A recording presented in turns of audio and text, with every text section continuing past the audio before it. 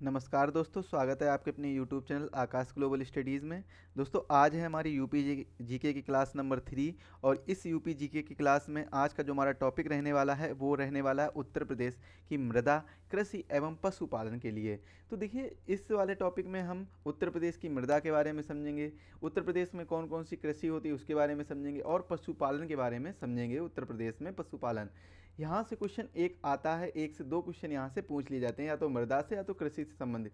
देखिए, कृषि का पोर्शन है वो अलग से है, जिसमें हम भारत में भी कृषि के बारे में पढ़ते हैं, और कई जगह जो उत्पादन होता है, भंडारण होता है, उनके बारे में भी हम पढ़ते हैं। हालांकि ये लेक्चर क्या है, उत्तर प्रदेश विशेष का है, तो उत्तर प्रदेश विशेष में जो कृषि से संबंधित तथ्य होंगे उनको हम देखेंगे आज के इस लेक्चर में। इस लेक्चर को आगे बढ़ाने से पहले आपको एक बात बता दें कि ये जितना भी अभी तक मैंने पढ़ाया है वो आपके सभी एग्जाम के लिए महत्वपूर्ण है। चाहे यूपी पीसीएस की तैयारी कर रहे हो, या आरओ की प्रिपरेशन कर रहे हैं, या यूपी ट्रिपल एससी की प्रिपरेशन कर रहे हैं, किसी भी एग्जाम की प्रिपरेशन कर रहे हैं यूपी से संबंधित, जिसमें यूपी जीके पूछा जा रहा है, यूपी स्पेशल पूछा जा रहा है, वहाँ पर ये आपके लिए लाभदायक रहने वाला लेक्चर। तो लेक्चर को अंत तक जरूर देखिएगा, जितने भी लेक्चर रहने वाले हैं सभी को अंत तक देखिएगा।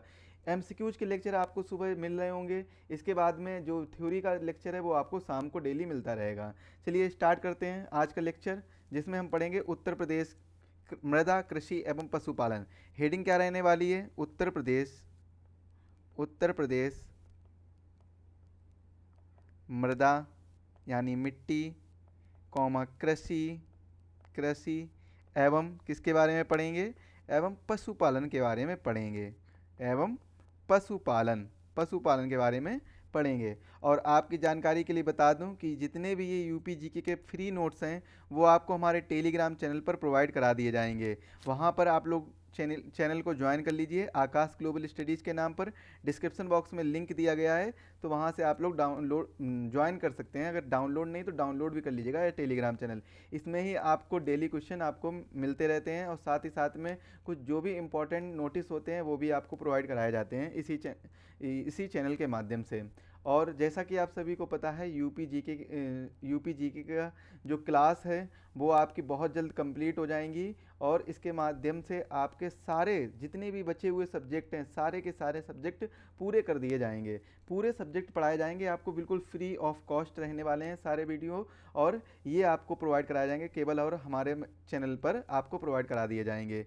चलिए, इसमें हम पहला पॉइंट देखते हैं।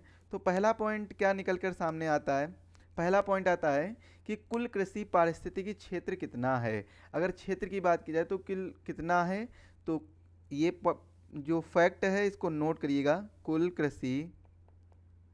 कृषि पारिस्थितिकी क्षेत्र, कुल कृषि पारिस्थितिकी क्षेत्र, तो क्षेत्र बताइएगा कितना है? 20। ये चीज़ आप लोग नोट करिएगा। और कुल कृषि जलवायु क्षेत्र, कुल कृषि जलवायु क्षेत्र, कुल कृषि जलवायु क्षेत्र, ये कितना है? ये 9। कुल मृदा समूह, कुल मृदा समूह, ये कितने हैं? 8। तो 3 फैक्ट आपको याद होने चाहिए कि कुल कृषि पारिस्थितिकी क्षेत्र कितने हैं? 20 हैं। और इसको थोड़ा सा, कुल कृषि पारिस्थितिकी क्षेत्र कितने हैं? 20 हैं। और इसके बाद में कुल जलवायु कृषि जलवायु क्षेत्र कितने हैं? ये 9 हैं। और कुल मृदा समूह कितने हैं? ये 8 आपको देखने को मिलेंगे, 8 है। तो ये तीनों फैक्ट आप लोग बहुत अच्छे से याद कर लीजिएगा, ये क्वेश्चन यहाँ से फंस सकता है। इसके बाद में अगर एक क्वेश्चन और पूछा जाए, देखिए जितनी भी क्लासेस मैं ले रहा हूँ और जो भी मैं इस क्लास में पढ़ा रहा हूँ वो क्या है, आपको फैक्ट के अनुसार, वन लाइनर क्वेश्चन के अनुसार, जो क्वेश्चन पूछे गए हैं उसके अनुसार बता रहा हूँ। अगर बात कर ली जाए तो ये क्या है, आपके टारगेटेड, ये आपको पीवाईक्यू टारगेटेड हैं। कैसे हैं? पीवाईक्यू को टारगेट करके ये जितनी भी सीरीज मैं चला रहा हूँ वो सारी पीवाईक्यू को टारगेट करके रहें कि क्या क्या क्वेश्चन पूछे गए हैं। तो ये चीज़ आप लोग याद रखिएगा, बहुत ही महत्वपूर्ण है। तो अगला देखिए क्या है, अगला फैक्ट क्या निकल कर सामने आता है कि कुल कार्यशील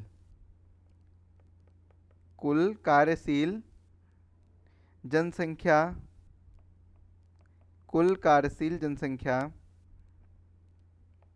में से कृषि क्षेत्र में कितनी है? कृषि क्षेत्र में वो कितनी है? याद रखिएगा 59.3%। 59.3% है जो कुल कार्यशील जनसंख्या में कृषि में इन्वॉल्व है। कितनी है? 59.3%। तो देखिए ये महत्वपूर्ण डाटा है जो आपको मैं बता रहा हूँ, बहुत ही महत्वपूर्ण डाटा है। यहाँ से क्वेश्चन भी पूछा जाता है और पूछा गया भी है। और राज्य में सभी वर्गों का औसत जोत आकार कितना है? राज्य में ये भी क्वेश्चन पूछा गया है। राज्य में सभी वर्गों का औसत जोत आकार। तो औसत जोत आकार का मतलब क्या है कि जितने भी वर्ग हैं वो कितना कितना अपना खेत मतलब जोतना है। एक तरीके से नहीं, जोत होता है कि भाई मैं इतनी जगह पर खेती करता हूँ, तो औसतन कितना है? 0.73 हेक्टेयर। 0.73 हेक्टेयर है औसत जोत आकार, जो कि एक पूरे राज्य का औसत की बात हो रही है। राज्य के औसत सभी वर्गों को मिलाकर उसके औसत की बात हो रही है। अगर वहीं पर बात कर ली जाए, चर्चा कर ली जाए किस चीज़ की, कि मैदानी क्षेत्र में जो मरुस्थलीय मृदा पाई जाती है वो कहाँ पर पाई जाती है, ये क्वेश्चन भी पूछा जा सकता है। या फिर एक क्वेश्चन यहाँ पर सबसे पहले इसको पढ़ लेते हैं। सबसे अधिक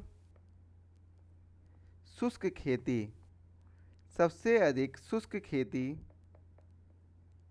वाला क्षेत्र, सबसे अधिक शुष्क खेती वाला क्षेत्र वह कौन सा है? बुंदेलखंड। बुंदेलखंड है। याद रखिएगा, महत्वपूर्ण है आपके एग्जाम के लिए, ये क्वेश्चन बहुत ही ज़्यादा महत्वपूर्ण है, बुंदेलखंड। इसके बाद में अगला क्वेश्चन देखेंगे। अगला क्वेश्चन क्या कहता है? सबसे अधिक मृदा अपरदन किससे होता है? ये भी इंपॉर्टेंट क्वेश्चन है। सबसे अधिक मृदा अपरदन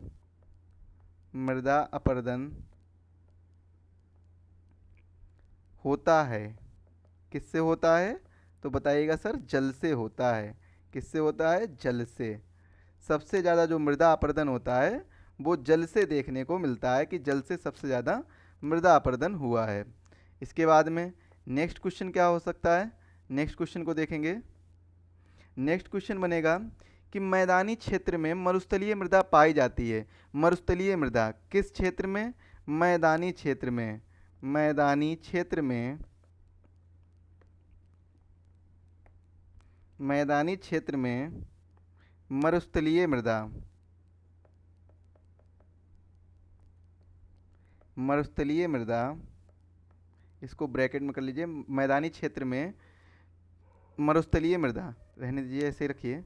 मैदानी क्षेत्र में मरुस्थलीय मृदा, मैदानी क्षेत्र में मरुस्थलीय मृदा पाई जाती है।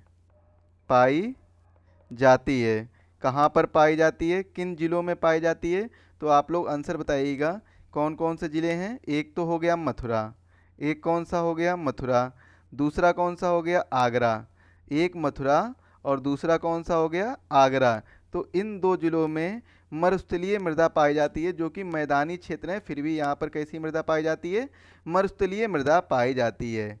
किस प्रकार की मृदा पाई जाती है? मरुस्थलीय मृदा पाई जाती है। याद रखिएगा, बहुत ही महत्वपूर्ण क्वेश्चन है ये क्वेश्चन बहुत ही ज़्यादा महत्वपूर्ण है, इसमें कन्फ्यूजन हो सकता है। अगला क्वेश्चन है सर्वाधिक अवनालिका अपरदन। सर्वाधिक,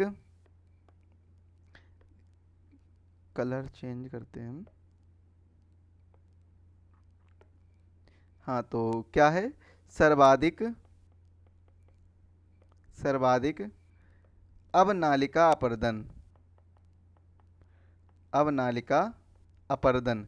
अच्छा, एक चीज़ बताना होगा आपको कि ये जो अवनालिका अपरदन है ये किससे होता है? तो बताइएगा। ये होता है जल से, लिख लीजिएगा इसको भी। अवनालिका अपरदन है, ये किससे होता है? जल की मदद से होता है, जल से होता है। सर्वाधिक अवनालिका अपरदन, अवनालिका अपरदन जल से, तो अवनालिका अपरदन वाला, अवनालिका अपरदन वाला, अवनालिका अपरदन वाला नदी क्षेत्र है, नदी क्षेत्र है। तो बताइएगा कौन सा नदी क्षेत्र है जिससे सबसे ज़्यादा अवनालिका अपरदन होता है? तो आंसर क्या हो जाएगा? चंबल नदी क्षेत्र। कौन सा हो जाएगा? चंबल नदी, चंबल, चंबल नदी क्षेत्र।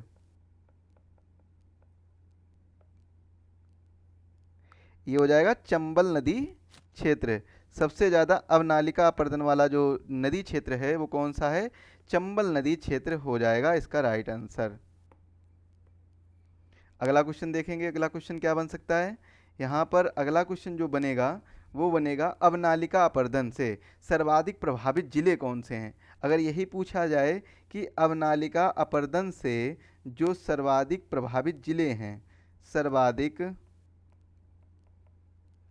सर्वाधिक प्रभावित जिले, प्रभावित जिले ये कौन से हैं?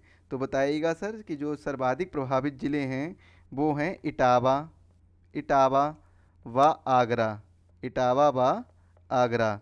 ये इसका राइट आंसर होगा। अवनालिका अपरदन से सर्वाधिक प्रभावित जिले कौन से हैं? इटावा व आगरा इससे सर्वाधिक प्रभावित जिले हैं। यहीं पर एक क्वेश्चन अगर ये पूछ लिया जाए, क्या पूछ लिया जाए कि वायु अपर्दन वाले जिले कौन कौन से हैं? कौन से? वायु अपर्दन वाले जिले, वायु अपर्दन वाले जिले, वायु अपर्दन वाले जिले, वाले जिले। तो वायु अपर्दन वाले जिले कौन कौन से हैं? मथुरा व आगरा, मथुरा व आगरा ये जो हैं वायु अपर्दन वाले जिले हैं। यहाँ पर सबसे ज़्यादा वायु अपर्दन हुआ है, मृदा का वायु अपर्दन हुआ है। मृदा का जो अपर्दन हुआ वो किससे हुआ? वायु से हुआ है, वो वायु अपर्दन मृदा से होता है। इसके बाद में अगर ये क्वेश्चन पूछ लिया जाए जो कि एक महत्वपूर्ण क्वेश्चन है, कौन सा क्वेश्चन? ये पूछा जाए कि अफीम की खेती कहाँ पर की जाती है? उत्तर प्रदेश में अफीम की खेती, अफीम की खेती की जाती है, अफीम की खेती की जाती है, कहाँ पर की जाती है? तो बताइएगा सर। बाराबंकी, बाराबंकी जो लखनऊ के आगे पड़ता है, बाराबंकी, और बाराबंकी व गाजीपुर, गाजीपुर, बाराबंकी व गाजीपुर में क्या होता है? अफीम की खेती की जाती है। बाराबंकी व गाजीपुर में अफीम की खेती की जाती है। ये चीज़ याद रखिएगा, बहुत ही महत्वपूर्ण है। अगला देखिएगा क्या क्वेश्चन बनेगा। अगला क्वेश्चन जो बनेगा तो सर्वाधिक आंवला उत्पादक वाला जिला, सर्वाधिक, सर्वाधिक आंवला उत्पादन, आंवला उत्पादन वाला जिला, सर्वाधिक आंवला उत्पादन वाला जिला कौन सा है? प्रतापगढ़, प्रतापगढ़ है सर्वाधिक आंवला उत्पादन वाला जिला है। याद रखिएगा, ये चीज़ बहुत ही महत्वपूर्ण है। प्रतापगढ़ सर्वाधिक आंवला उत्पादन वाला जिला है।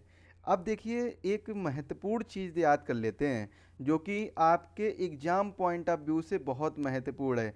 ये इतनी चीज़ें मैंने जो महत्वपूर्ण फैक्ट थे वो तो पढ़े ही थे, लेकिन अब जो फैक्ट आने वाले हैं, अब जो फैक्ट आने वाले हैं वो आपके एग्ज़ाम पॉइंट ऑफ व्यू के लिए बहुत ज़्यादा महत्वपूर्ण साबित होने वाले हैं। एग्ज़ाम पॉइंट ऑफ व्यू से बहुत ज़्यादा महत्वपूर्ण साबित होंगे। चलिए देखते हैं वो फैक्ट क्या है।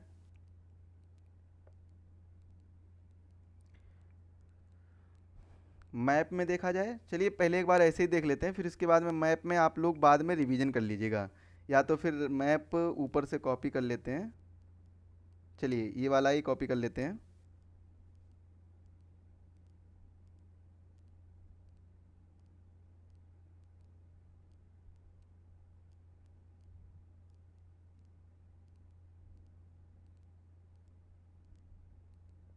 बस हो गया थोड़ा सा और, यहाँ पर देख लेते हैं। इस मैप में देखने का प्रयास करते हैं। मैप आप सभी लोगों को क्लियर दिख रहा होगा, बाकी नहीं दिख रहा बस जिले वगैरह याद रखिएगा जो कि महत्वपूर्ण है। चलिए देखते हैं। यहाँ पर आपको ये दिख रहा होगा, यहाँ पर एक काम करिए, इस जगह पर डाल लीजिए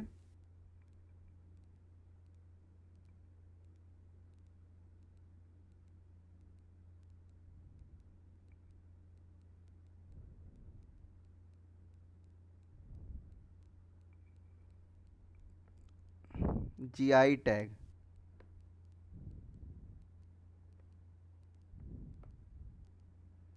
इसको थोड़ा सा नीचे और करते हैं। यहाँ पर हेडिंग डालिएगा राज्य के जीआई टैग, जीआई टैग।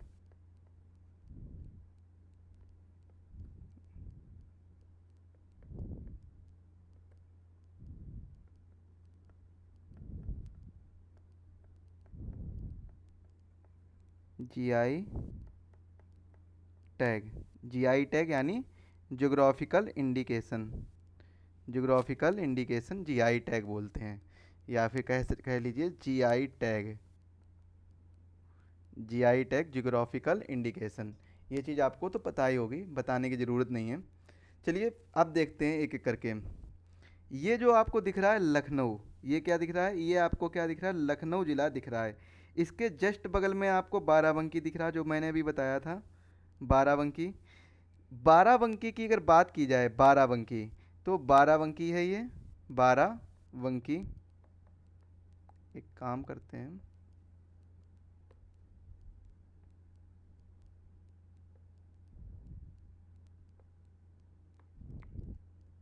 ये कौन सा है, बाराबंकी, बाराबंकी। और ये जो आपको दिख रहा है, ये आपको कौन सा दिख रहा है, ये दिख रहा है लखनऊ, ये है लखनऊ ज़िला, लखनऊ ज़िला। इसके बाद में ये जो आपको एक छोटा सा दिख रहा है, ये कौन सा ज़िला है, ये ज़िला है शामली। ये जो ज़िला है वो कौन सा है, शामली ज़िला है, शामली। ज़िले का नाम क्या है, शामली है। और पहले ही लेक्चर में मैंने इसके बारे में आपको बताया था, पहले ही लेक्चर में आपको इसके बारे में काफ़ी चीज़ें बताई हुई थी। इसके बाद में यहाँ पर ये आपको एक ज़िला दिख रहा होगा, ये प्रयागराज। कौन सा दिख रहा है, ये प्रयागराज।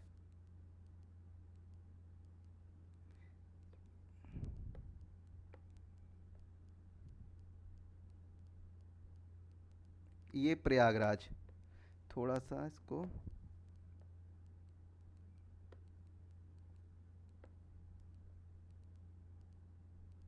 ये कौन सा है आपका, ये हो गया आपका प्रयागराज।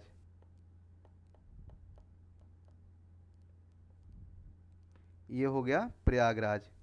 और प्रयागराज के जस्ट ऊपर, प्रयागराज के जस्ट ऊपर ये जो ज़िला दिख रहा है आपको, ये प्रयागराज के जस्ट ऊपर येलो कलर से जो मैं हाईलाइट कर रहा हूँ, ये कौन सा है, ये है प्रतापगढ़। ये कौन सा है, प्रतापगढ़। ये कौन सा है, प्रतापगढ़। इसके बाद में ये देखिए, ये जो आपको ज़िला दिख रहा है बलिया के जस्ट नीचे, ये बलिया है, ये कौन सा, बलिया है। और बलिया के जस्ट नीचे आपको देखना है, बलिया के जस्ट नीचे देखना है ये ज़िला, ये कौन सा है, ये है गाजीपुर। ये कौन सा है, ये है आपका गाजीपुर, गाजीपुर ज़िला है, ये गाजीपुर ज़िला है। इसके बाद में ये जो आपको ज़िला दिख रहा है, ये वाला, ये वाला, ये कौन सा है, ये गोरखपुर ज़िला है, ये गोरखपुर ज़िला है। ये जो ज़िले दिख रहे हैं आपको, जितने मैंने भी अभी आपको ज़िले बताए हैं, एक शामली बताया है, एक प्रतापगढ़ बताया है, एक लखनऊ बताया है, बाराबंकी बताया है, गोरखपुर बताया, गाजीपुर बताया और प्रयागराज बताया है। ये जितने ज़िले जो आपको बताए हैं, यहाँ पर जीआई टैग मिला हुआ है। अब देखिए जीआई टैग, सबसे पहले अगर बात की जाए, खुर्जा अमरूद, खुर्जा अमरूद, तो खुर्जा अमरूद किसको मिला है, ये मिला है प्रयागराज को।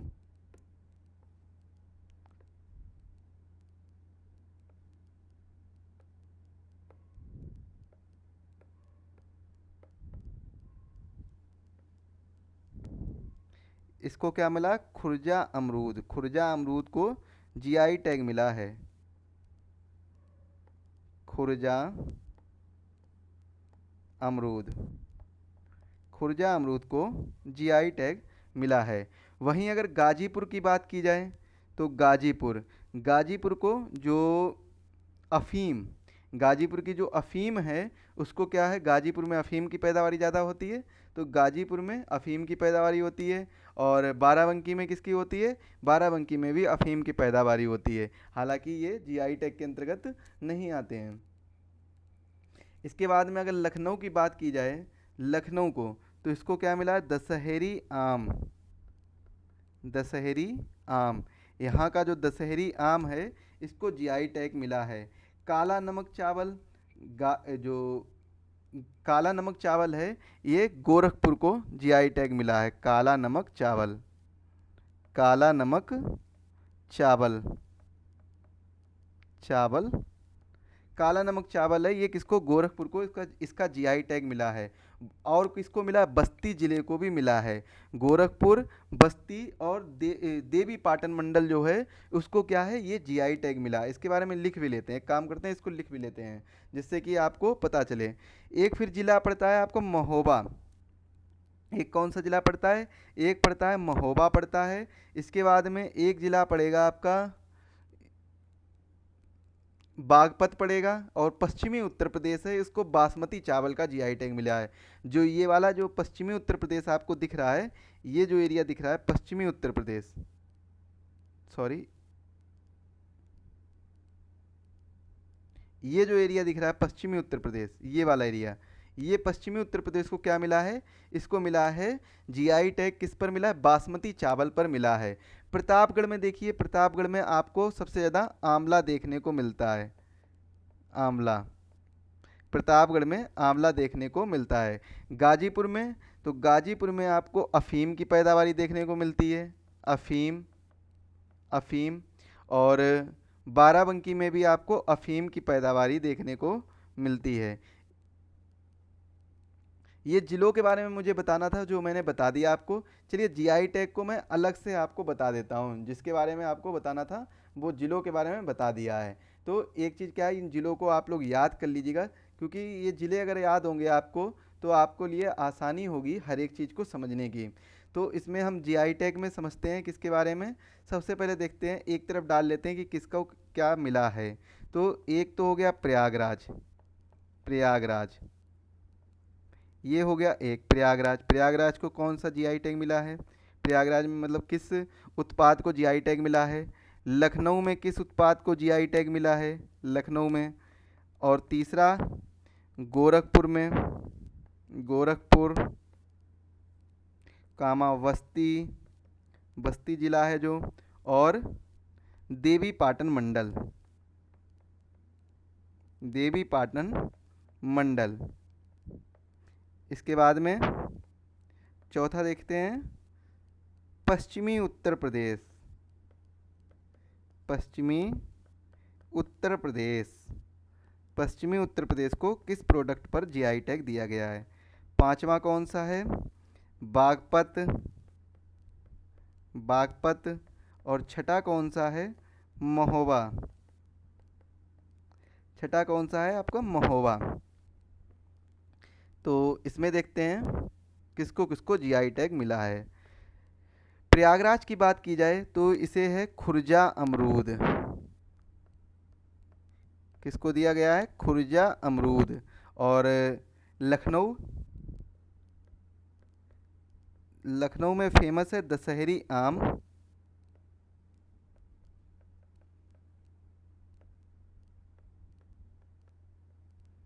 दशहरी आम। गोरखपुर, बस्ती और देवी पाटन मंडल अभी बताया था काला नमक चावल।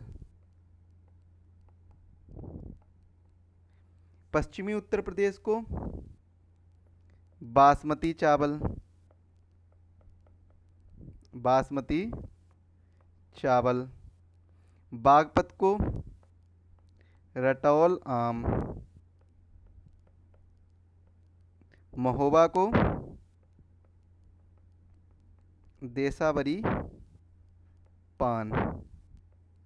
महोबा को क्या मिला है? देसावरी पान।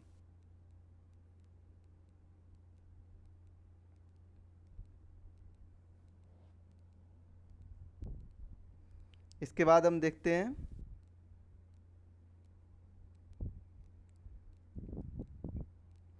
अगला जो एक महत्वपूर्ण बिंदु आएगा जिसको हम देखेंगे वो क्या है?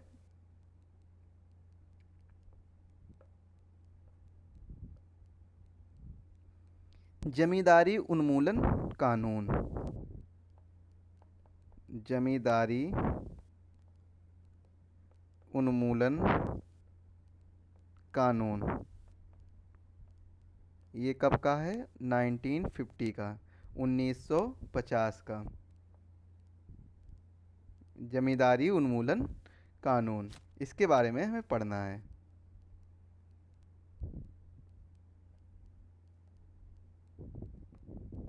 देखते हैं इसके बारे में। तो जमींदारी उन्मूलन कानून की अगर बात की जाए तो पूछा जाए कि ये प्रदेश में कब लागू हुआ। कहाँ पर? प्रदेश में लागू। तो प्रदेश में लागू कब हुआ था? ये प्रदेश में जो लागू हुआ था वो हुआ था 1 जुलाई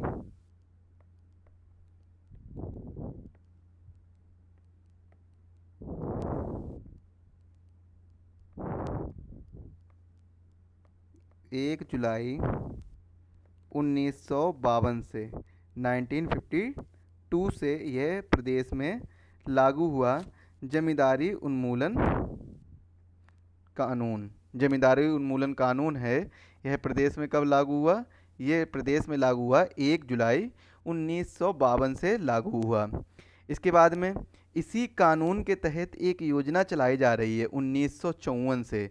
तो वह योजना कौन सी है? इस कानून के तहत जो योजना चलाई जा रही है उस योजना का नाम है चकबंदी योजना।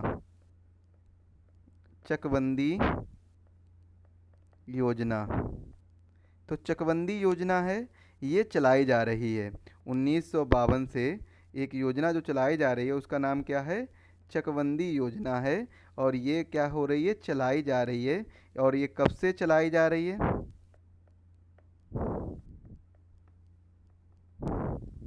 ये चलाई जा रही है 1954 से, 1954 से। और इसी के तहत एक एंटी भूमाफिया टास्क फोर्स का भी गठन किया गया है। किसका किया गया है?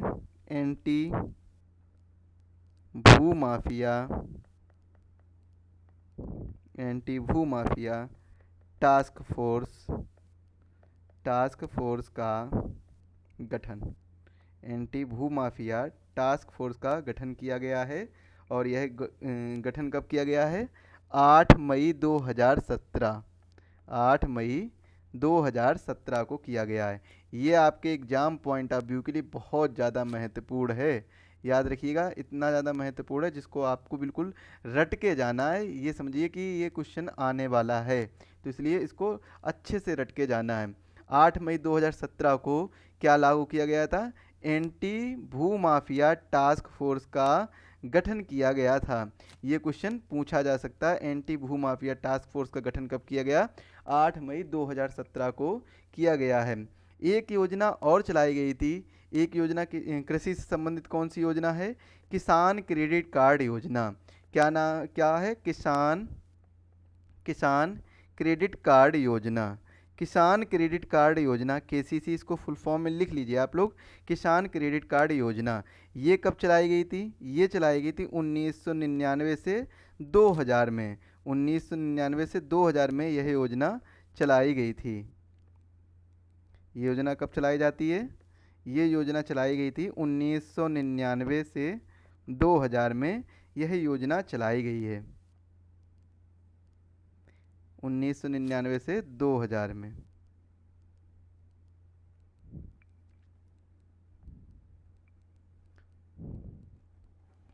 अब एक क्वेश्चन यहाँ से पूछा जा सकता है एग्जाम में आपके, वो कौन सा क्वेश्चन हो सकता है? चलिए देखते हैं उस क्वेश्चन को एक बार, उस क्वेश्चन पर नज़र डालते हैं। वो क्वेश्चन हो सकता है आपका,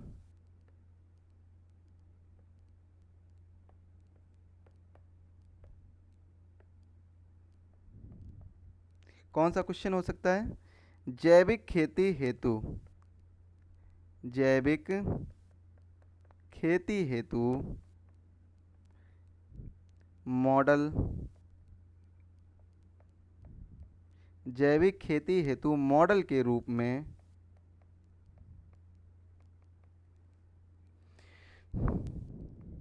चयनित जिला, चयनित जिला, जैविक खेती हेतु मॉडल के रूप में चयनित जिला कौन सा है?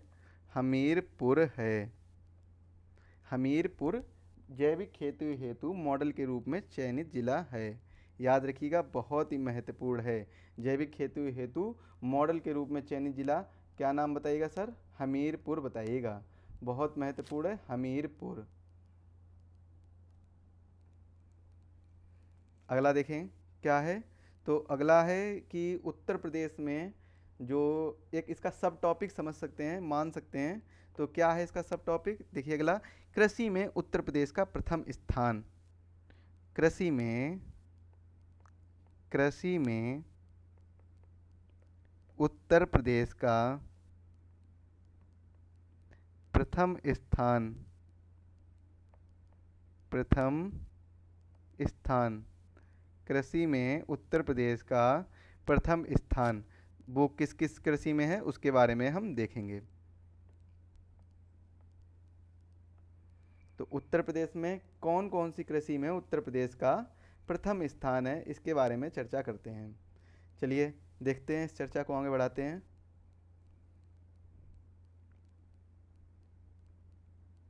एक तो खाद्यान्न में, यानी खाने योग्य जो वस्तुएं होती हैं, जो उत्पादन होता है खाद्यान्न में, गेहूं हो गया,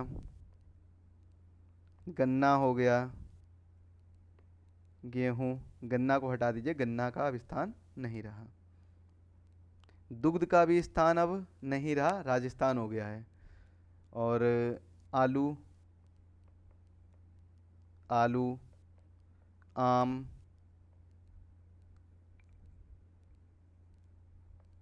आंवला,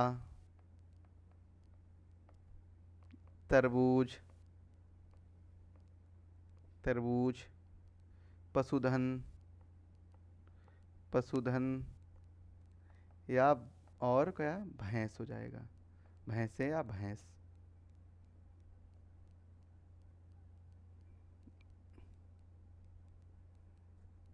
तो ये, अब देखिए एक काम करते हैं, ये वाला जो टॉपिक है ना आपका, ये वाला टॉपिक, इसको आप लोग रहने दीजिए, यहाँ पर मत पढ़िए।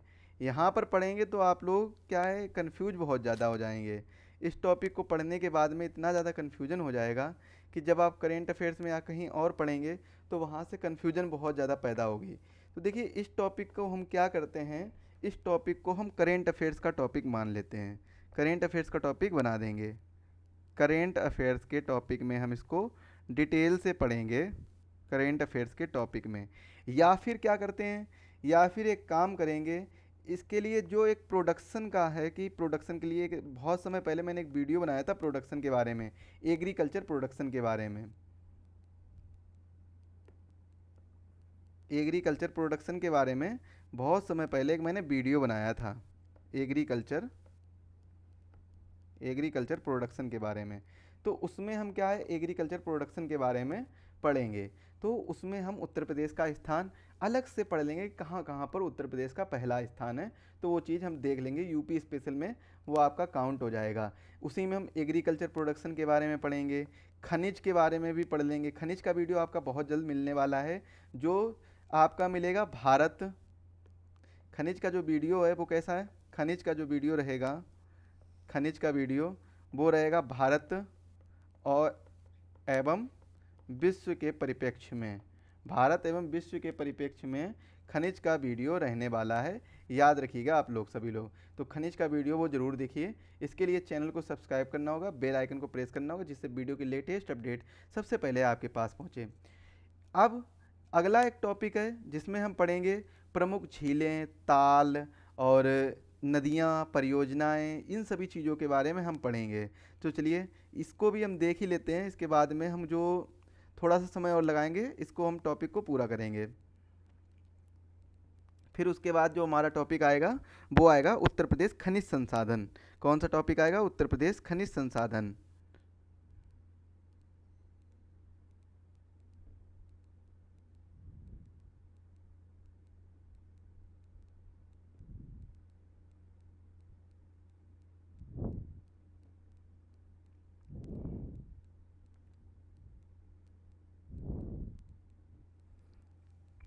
हेडिंग पड़ेगी आपकी।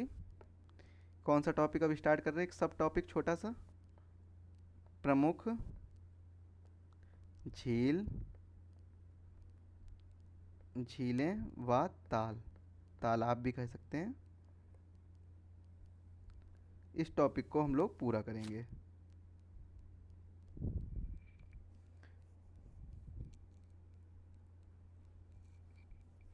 तो सबसे पहले जो प्रमुख है उसको हम नोट कर लेते हैं, कौन कौन सी हैं। एक तो बखीरा हो गई, बखीरा झील, बखीरा पक्षी विहार भी है यहीं पर, बखीरा झील हो गई। दूसरी कौन सी हो गई? नवाबगंज झील हो गई, सॉरी,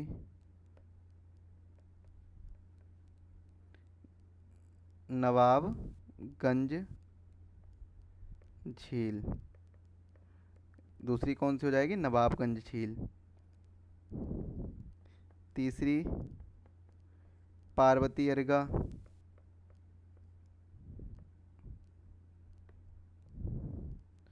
पार्वती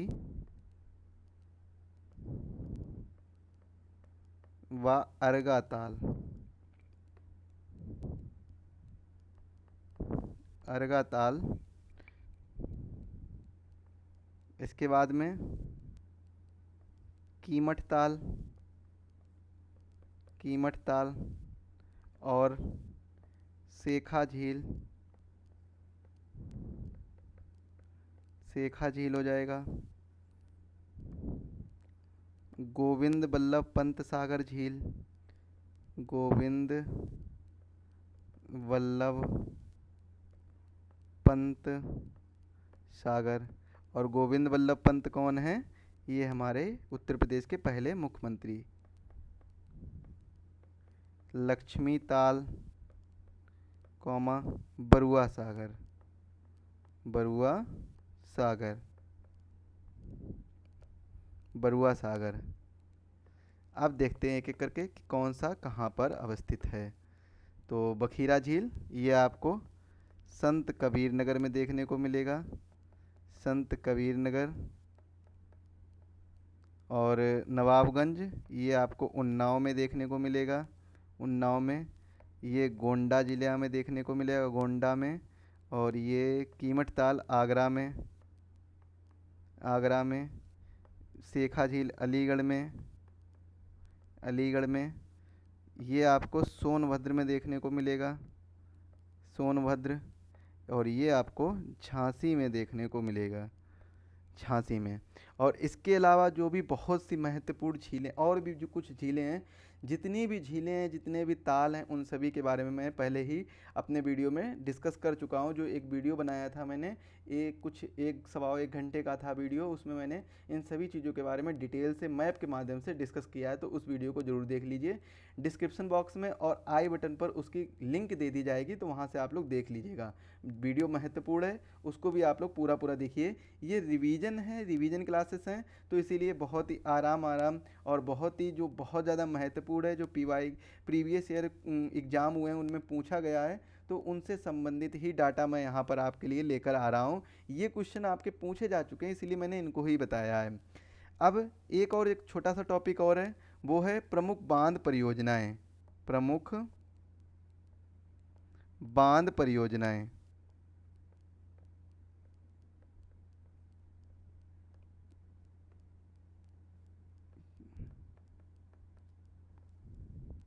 प्रमुख बांध परियोजनाएं एक ये छोटा सा टॉपिक और है, इसको भी हम कर ही लेते हैं।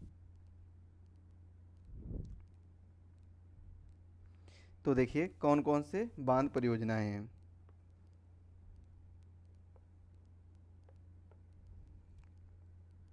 पहली कौन सी है? राजघाट। राजघाट बहुउद्देशीय, राजघाट बहुउद्देशीय परियोजना। राजघाट बहुउद्देशीय परियोजना। दूसरी कौन सी हो जाएगी? माता टीला। माता टीला बहुउद्देशीय परियोजना। तीसरी कन्हार बांध। कन्हार बांध। और तीसरी हो जाएगी सरयू बांध। सरयू बांध।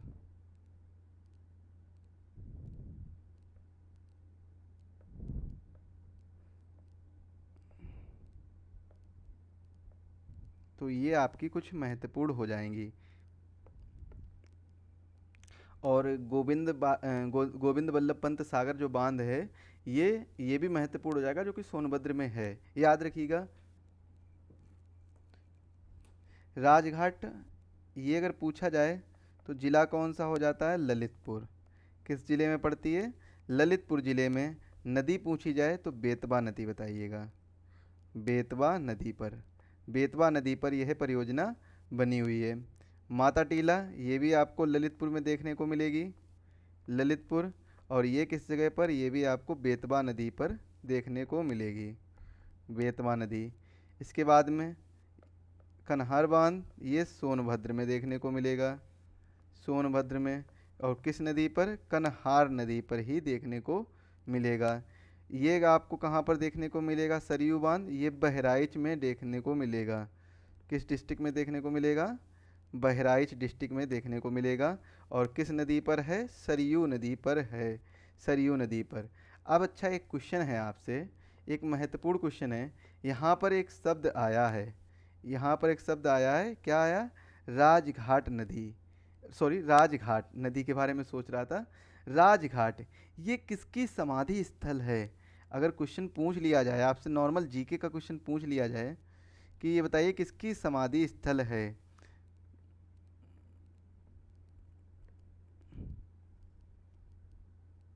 ये अगर क्वेश्चन पूछ लिया जाए, ये जो शब्द दिया गया राजघाट, अगर पूछा जाए ये किसकी समाधि स्थल है, तो आप लोग किसकी बताइएगा?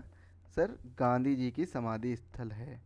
गांधी जी की, गांधी जी की समाधि स्थल है। कहाँ पर स्थित है यह समाधि स्थल? यह दिल्ली में यह समाधि स्थल स्थित है। किस जगह पर स्थित है? दिल्ली में यह समाधि स्थल स्थित है। इसके बाद में दो नदी के बारे में याद रखना आप लोग, एक तो कोसी नदी, कोसी नदी। और एक कौन सी नदी? दामोदर नदी, दामोदर नदी। जो कोसी नदी है ये बिहार का शोक बोली जाती है, और दामोदर नदी पश्चिम बंगाल का शोक बोली जाती है, पश्चिम बंगाल।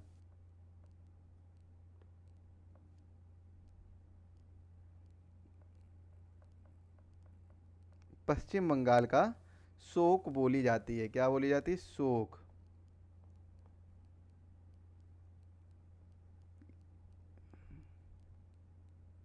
ये दोनों नदियां आप लोग याद रखिएगा, जो कि महत्वपूर्ण है। इसके बाद में एक क्वेश्चन और पूछा जाता है कभी कभी। क्या क्वेश्चन पूछा जाता है? क्वेश्चन पूछा जाता है कि प्रदेश में, उत्तर प्रदेश में, प्रदेश में जो सिंचाई का सबसे बड़ा साधन है, सिंचाई का सबसे बड़ा साधन, सबसे बड़ा साधन वो क्या है? सबसे बड़ा साधन है नलकूप। नलकूप उत्तर प्रदेश में सिंचाई का सबसे बड़ा साधन है, नलकूप। इसके बाद दूसरे नंबर पर आपका क्या हो जाएगा? नहर वगैरह हो जाएगा। अगर पूछा जाए कि ऐसी कौन सी नहर है जो सबसे ज़्यादा क्षेत्र को सिंचित करती है, यानी सिंचाई करती है जिसकी, तो उस नहर का क्या नाम है? शारदा नहर उत्तर प्रदेश की सबसे बड़ी नहर है। इसके बारे में भी आप लोग लिख लीजिए, शारदा नहर। शारदा नहर।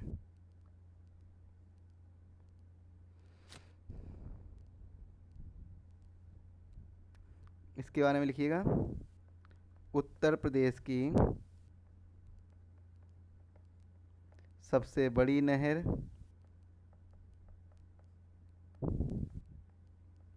सबसे बड़ी नहर। इसमें और क्या लिखेंगे? उत्तर प्रदेश में सबसे ज़्यादा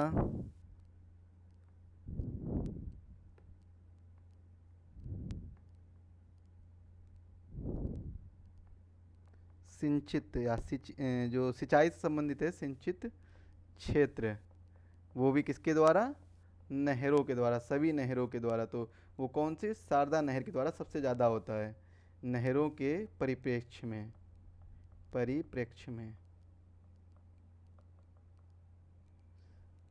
नहरों के परिप्रेक्ष्य में ये सबसे ज़्यादा सिंचित क्षेत्र है इसके द्वारा, यानी शारदा नहर के द्वारा सबसे ज़्यादा प्रदेश में सिंचाई के क्षेत्र में सिंचाई होती है।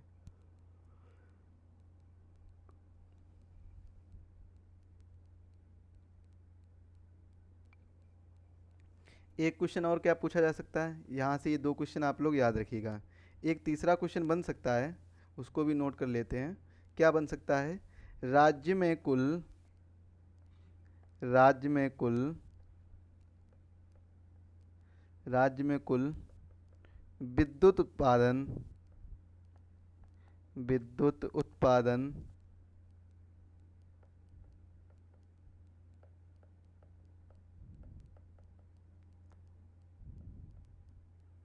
से सर्वाधिक योगदान है, सर्वाधिक योगदान है, वो किसका है? तापीय विद्युत का, तापीय विद्युत का। यहाँ लिख लीजिए, तापीय विद्युत का सर्वाधिक योगदान है तापीय विद्युत का। ये सभी आपको नोट्स हैं, ये आपको नोट्स कहाँ मिल जाएंगे? इसको भी एक बार समझ लेते हैं। ये जो जितने भी मैं नोट्स आपको करवा रहा हूँ, ये आपको सभी नोट्स जो पीडीएफ नोट्स हैं, ये पीडीएफ नोट्स आपको मिल जाएंगे हमारे टेलीग्राम चैनल पर, टेलीग्राम चैनल पर, टेलीग्राम चैनल पर। कौन सा है टेलीग्राम चैनल का नाम? क्या है? आकाश ग्लोबल स्टडीज़। इस टेलीग्राम चैनल पर आपको ये नोट्स प्रोवाइड करा दी जाएंगे, या फिर ये नोट्स आपको जो पीडीएफ नोट्स हैं, पीडीएफ नोट्स, ये पीडीएफ नोट्स आपको और कहाँ मिल सकते हैं? एग्जाम वेब ऐप पर, एग्जाम वेब ऐप पर, एग्जाम वेब ऐप पर ये नोट्स आपको मिल जाएंगे। तो वहाँ से भी आप लोग डाउनलोड कर सकते हैं। एग्जाम वेब ऐप आपको प्ले स्टोर से डाउनलोड करना होगा। कहाँ से डाउनलोड करना होगा? प्ले स्टोर से। प्ले स्टोर पर आपको ये ऐप मिल जाएगा। एग्जाम वेब जैसे डालिएगा तुरंत ही आपको EW बना हुआ ऐसे इस टाइप का एक एग्जाम वेब का लोगो दिखेगा, उसी को डाउनलोड कर लीजिएगा। वहाँ से आप लोग ये नोट्स और अन्य सभी नोट्स RO के लिए, RO के और PCS के लिए, RO हो गया, PCS हो गया, UP SSC हो गया, और अन्य जितने भी एग्ज़ाम हैं जो भी आपके करेंट टाइम में चल रहे होंगे, उन सभी के नोट्स भी आपको मिल जाएंगे यहाँ से। एग्ज़ाम वेब ऐप से सारे नोट्स आपको प्रोवाइड कराए जाएंगे, सारे नोट्स प्रोवाइड कराए जाते हैं। चलिए, अब हमने क्या अभी लास्ट क्वेश्चन जो पढ़ा था वो पढ़ा था, लास्ट क्वेश्चन क्या पढ़ा था? लास्ट क्वेश्चन पढ़ा था राज्य में कुल विद्युत उत्पादन से सर्वाधिक योगदान है, विद्युत उत्पादन में कर लीजिए, यहाँ पर से नहीं होगा, यहाँ पर में कर लीजिए, में सर्वाधिक योगदान है किसका? तापीय विद्युत का सर्वाधिक योगदान है। याद रखिएगा, सर्वाधिक योगदान तापीय विद्युत का है। अब इसके बाद में इसी से संबंधित एक टॉपिक पढ़ते हैं जिसका नाम रखते हैं ताप विद्युत परियोजना। उत्तर प्रदेश में ताप विद्युत परियोजना भी तो पता होनी चाहिए ना, कौन कौन सी हैं? ताप विद्युत परियोजना,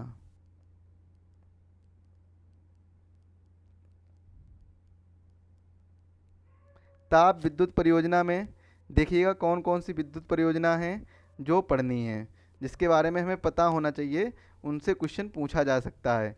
तो ताप विद्युत परियोजना में जो पहली परियोजना है, एक तो अलीगढ़ में आपको देखने को मिलेगी, एक कहाँ पर देखने को मिलेगी, अलीगढ़ में देखने को मिलेगी। एक आपको झांसी में देखने को मिलेगी, झांसी में। एक कहाँ पर देखने को मिलेगी, सोनभद्र में देखने को मिलेगी, सोनभद्र में देखने को मिलेगी। और सोनभद्र में बल्कि दो देखने को मिलेंगी, इसी में नोट कर लेंगे, सोनभद्र में दो। अब देखिए अलीगढ़ में जो आपको विद्युत परियोजना देखने को मिलेगी, ताप विद्युत परियोजना, उसका नाम क्या है, हरदुआगंज। हरदुआगंज ताप विद्युत परियोजना, हरदुआगंज। इसके बाद में झांसी में एक ताप विद्युत परियोजना है जिसका नाम है पारीक्षा, पारीक्षा ताप विद्युत परियोजना। और सोनभद्र में एक तो हो गई अनपरा, अनपरा, और दूसरी कौन सी है, ओबरा, दूसरी कौन सी है, ओबरा। ये महत्वपूर्ण ताप विद्युत परियोजनाएं जो आपको देखने को मिलती है। इसके बारे में एक दो नोट्स कह लीजिए, फैक्ट, फैक्ट नोट करेंगे इसके विषय में। हरदुआगंज के विषय में एक दो फैक्ट नोट करेंगे। एक ही फैक्ट है जो सबसे ज़्यादा महत्वपूर्ण है, वो क्या है, राज्य की, राज्य की सबसे पुरानी, राज्य की सबसे पुरानी, राज्य की सबसे पुरानी तापीय परियोजना है। कैसी है, सबसे पुरानी तापीय परियोजना है राज्य की। कौन सी, हरदुआगंज परियोजना। कहाँ पर है, अलीगढ़ में स्थित है तापीय परियोजना। एक ताप विद्युत परियोजना जो आपको और देखने को मिलेगी, वो कहाँ देखने को मिलेगी, एक देखेंगे, एक हम देखेंगे कहाँ पर, शाहजहांपुर में, शाहजहांपुर, शाहजहांपुर। तो शाहजहांपुर में कौन सी ताप विद्युत परियोजना देखने को मिलेगी, रोजा ताप विद्युत परियोजना, रोजा ताप विद्युत परियोजना देखने को मिलेगी। इसके बाद में एक प्रयागराज में जो संगम ताप विद्युत परियोजना के नाम से भी जाना जाता है, या बारा ताप विद्युत परियोजना, एक कहाँ पर, बारा ताप विद्युत परियोजना, बारा, या फिर कह लीजिए संगम, संगम ताप विद्युत परियोजना, ताप विद्युत परियोजना। ये आपको कहाँ पर देखने को मिलेगी, ये मिलेगी प्रयागराज में। ये किस जगह पर है, ये है प्रयागराज में। अगर संगम ऑप्शन में आ गया तो आप लोग जरूर लगा कर आइएगा, संगम, प्रयागराज। ये कुछ ऐसी परियोजनाएं हैं जो आपको देखने को मिलेगी। इसके बाद में ये तो हो गई ताप विद्युत परियोजना। अब जो अगला टॉपिक जिसके बारे में हम पढ़ेंगे वो क्या है, जल विद्युत परियोजना। आप किसके बारे में पढ़ेंगे, जल विद्युत परियोजना के बारे में, जल विद्युत परियोजना।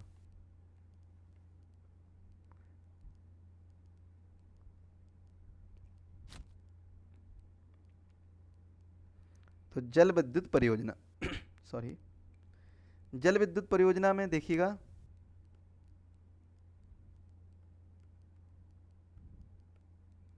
जल विद्युत परियोजना में एक तो है रिहंद जल विद्युत परियोजना, रिहंद जल विद्युत परियोजना, जल विद्युत परियोजना। एक काम करते हैं, काफ़ी बड़ा हो जाएगा, सभी में लिखेंगे तो फिर ज़्यादा ज़्यादा बड़ा बड़ा पहुंच जाएगा। रिहंद जल विद्युत परियोजना आप अपने आँख देख लीजिएगा। इसके बाद में एक आपको देखने को मिलेगी माता टीला, माता टीला जल विद्युत परियोजना। जल एक में लिख देते हैं, जल विद्युत परियोजना, दूसरे में आप इसी के अकॉर्डिंग कर लीजिएगा। तीसरी है खारा जल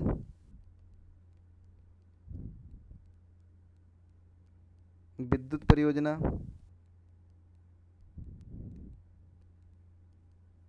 खारा जल विद्युत परियोजना।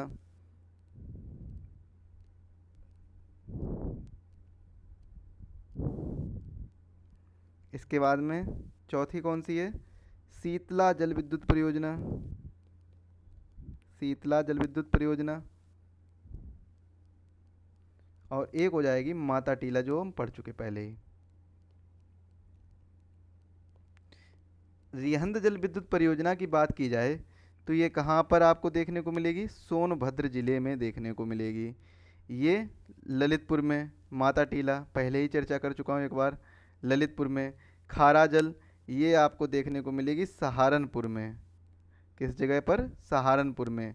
और शीतला ये झांसी में देखने को मिलेगी, झांसी। जो ये परियोजना है रिहंद, ये किस नदी पर है? रिहंद नदी पर है। गोविंद बल्लभ पंत सागर भी इसी नदी पर है, गोविंद बल्लभ पंत बांध भी इसी पर है, रिहंद बांध भी इसी नदी पर है।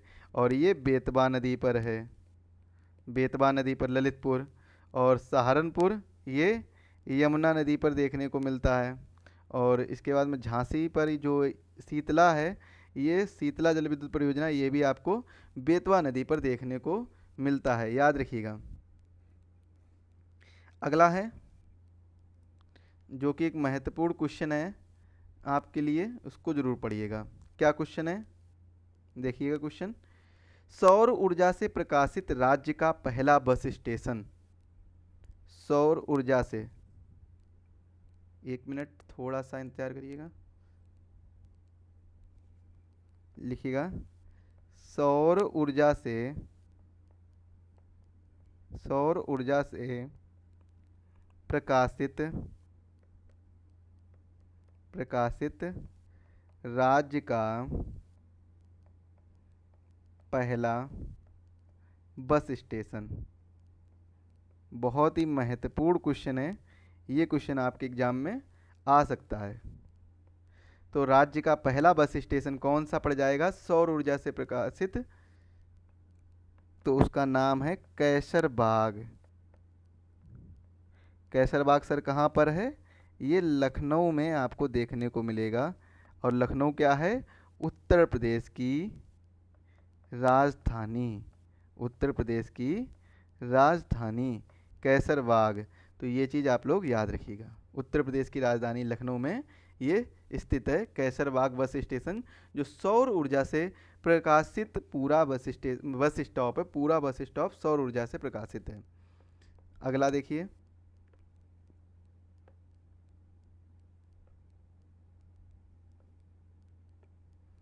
अगला क्वेश्चन क्या हो सकता है? सोलर सिटी विकसित की जा रही है। सोलर सिटी, सोलर सिटी विकास, सोलर सिटी विकास कहाँ पर हो रहा है? तो इसको भी नोट कर लेते हैं। आगरा, आगरा, मुरादाबाद, मुरादाबाद, और क्या हो जाएगा? एक और सा है कोई, हाँ प्रयागराज। आगरा, मुरादाबाद और प्रयागराज ये सोलर सिटी के तौर पर हैं। देखिए ये जो सोलर सिटी है तीन, ये एक प्रकार से त्रिकोण टाइप का बनाती है। जो अपने ये उत्तर प्रदेश का एक मैप होता है, जैसे इस तरीके का, अगर मान लीजिए ये मैप है, ये इस तरीके का,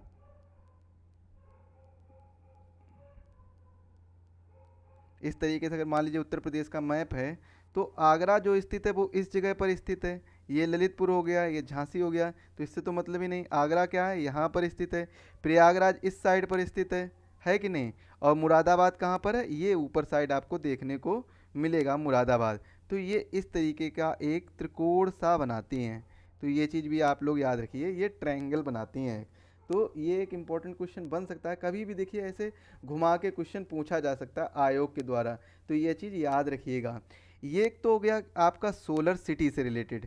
ये जो क्वेश्चन हो गया वो किससे संबंधित हो गया? सोलर सिटी से संबंधित हो गया, कि सोलर सिटी से संबंधित क्वेश्चन पूछ लिया जाए। अगर सोचो क्वेश्चन पूछा जाए सोलर पार्क से संबंधित, किससे पूछा जाए क्वेश्चन? सोलर पार्क से संबंधित। सोलर पार्क विकसित किए जा रहे हैं, तो सोलर पार्क का विकास कहाँ कहाँ पर हो रहा है? सोलर पार्क, सोलर पार्क से अगर बात कर दी जाए तो बताइएगा सर, सोलर पार्क का जो विकास है वो आपको प्रयागराज, प्रयागराज कहाँ कहाँ पर? प्रयागराज, मिर्ज़ापुर, मिर्ज़ापुर, जालौन, प्रयागराज, मिर्ज़ापुर, जालौन व कानपुर देहात, व कहाँ, कानपुर देहात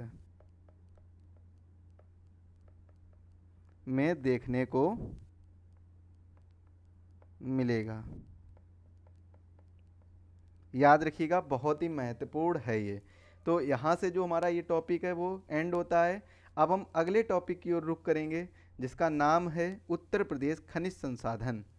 उत्तर प्रदेश में, उत्तर प्रदेश में खनिज संसाधन, उत्तर प्रदेश में खनिज संसाधन, इस टॉपिक को हम आगे पढ़ने वाले हैं। अगले क्लास में हम इस टॉपिक को पढ़ेंगे। और जो साथी चैनल पर नए हैं, चैनल को सब्सक्राइब कर लीजिए और बेल आइकन को प्रेस करना ना भूलिए, जिससे वीडियो की लेटेस्ट नोटिफिकेशन सबसे पहले आपके पास पहुंचे।